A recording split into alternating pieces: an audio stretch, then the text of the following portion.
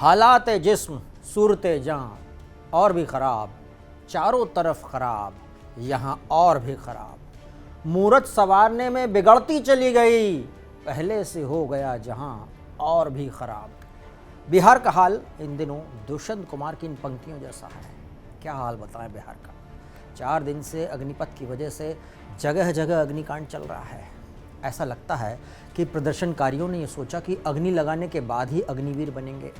130 से ज़्यादा एफआईआर हुई हैं, 620 से ज़्यादा उपद्रवी गिरफ्तार हुए हैं, हिरासत में लिए गए हैं। अग्निपथ योजना के विरोध में बिहार बंद बुलाया गया था। आज आइसा, इनॉस, रोजगार संघर्ष संयुक्त मोर्चा और सेना भर्ती जवान मोर्चा से जुड़े युवा राजनीतिक पार्टी, लेफ्ट की तमाम पार्टियां और मुख्य विपक्षी दल आरजेडी ने भी बंद को अपना समर्थन दिया था।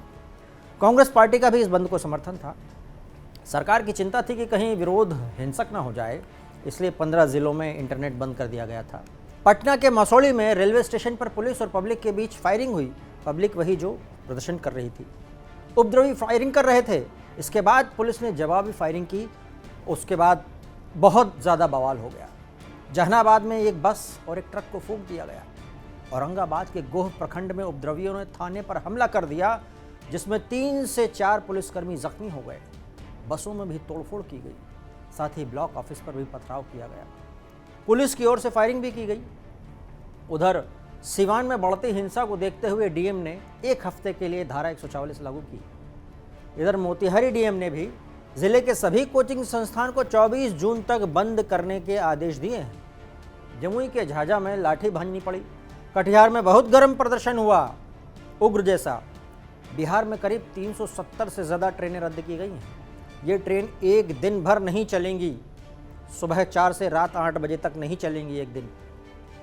यात्रियों की सुरक्षा में ये कदम उठाना पड़ रेलवे को। लखीसराय में ट्रेन में आग लगा दी गई थी। समस्तीपुर में स्टेशन पर बड़ा बवाल हुआ था और जगह यही हाल था।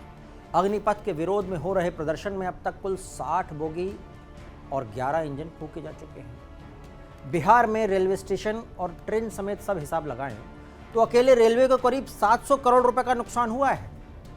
विरोध की आग में सबसे ज़्यादा टारगेट पर रेलवे रहा है। बिहार में 20 से ज़्यादा जगह पर रेल संपत्तियों को नुकसान पहुंचाई गई है। दानापुर में पार्सल की 1 दर्जन से अधिक गाड़ियां जलाई गईं। पटना सहित राज्य के 15 जिलों में रेल संपत्ति को जलाया गया है। 4 दिन में बहुत सारे रिजर्वेशन, करोड़ों रिजर्वेशन कैंसिल हुए हैं। एक जनरल बोगी करीब 80 लाख में तैयार होती, पता है कि नहीं इनको क्या पता।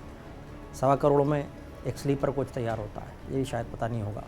जलाने वालों को पता नहीं होगा। ये पूरी रिपोर्ट बन रही है कि कितना नुकसान हुआ है। बीजेपी प्रदेश अध्यक्ष संजय जायसवाल कह रहे हैं कि प्रशासन की भूमिका ठीक नहीं रही है प्रदर्शन को संभालने में। बीजेपी दफ्तर टारगेट पर था। उन्होंने आरोप लगाया कि एक खास पार्टी के दफ्तर को जलाया गया और प्रशासन मौन रहा, पुलिस खड़े रही। मधेपुरा में बीजेपी कार्यालय को जलाया गया और 300 पुलिसकर्मी मूक दर्शक बन के देखते रहे। इस तरह जो बिहार में हो रहा है वो पूरे देश में कहीं नहीं हो रहा है, ये आरोप लगा रहे हैं संजय जायसवाल। इधर सुप्रीम कोर्ट में अर्जी दाखिल करके अग्निपथ हिंसा के मामले में एसआईटी जांच कराए जाने की गुहार लगाई गई है। याचिकाकर्ता ने अग्निपथ योजना पर सवाल उठाते हुए कहा कि इसे एग्जामिन करने के लिए एक एक्सपर्ट कमेटी का गठन होना चाहिए। कहा कि अग्निपथ के विरोध में जो देश भर में प्रदर्शन हो रहे हैं और इस दौरान जो सरकारी संपत्ति जैसे रेलवे की संपत्तियों को नुकसान पहुंचाया गया है, उसकी जांच होनी चाहिए। जांच के लिए एसआईटी बैठनी चाहिए और स्कीम की भी जांच होनी चाहिए। लगे हाथ उन्होंने इसको भी लपेट दिया।